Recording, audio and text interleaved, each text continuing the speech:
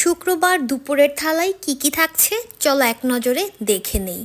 দেখতেই পাচ্ছ এটা হচ্ছে আমার আজকের দুপুরের থালা। এটাতে আছে 125 ml সাদা ভাত, তার পাশাপাশি এখানে আছে পাঙ্গাস মাছ দিয়ে ফুলকপি, মূলা, সিম আর পেঁয়াজ কলি দিয়ে একটা তরকারি। তোমাদের কি পাঙ্গাস মাছ পছন্দ?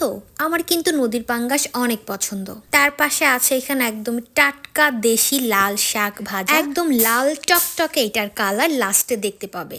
আর এখানে আছে ছোট মাছের চচ্চড়ি, টমেটো, কাঁচামরিচ, ধনেপাতা, পেঁয়াজ দিয়ে ছোট মাছের একটা হাতে মাখা চচ্চড়ি। এটা খেতে কিন্তু অনেক মজা। এ হলো আমার আজকের দুপুরের থালা, আর এটাই আমার দুপুরের মেনু। এবার তোমরা আমাকে একটা জিনিস বলো, এই 3টা আইটেম থেকে তোমাদের সবচেয়ে পছন্দের কোনটা? তোমরা কোনটা বেশি পছন্দ করো? পাঙ্গাস মাছ কি তোমাদের পছন্দ নাকি অপছন্দ? আর লাল শাক কার কার পছন্দ? তার সাথে টমেটো দিয়ে ছোট মাছের চচ্চড়িটা কে কে পছন্দ করো? অবশ্যই কিন্তু কমেন্টে জানাতে ভুলবে না। আর এই যে দেখো লাল শাকের অরিজিনাল কালার, এটা হচ্ছে একদমই অরিজিনাল লাল শাক।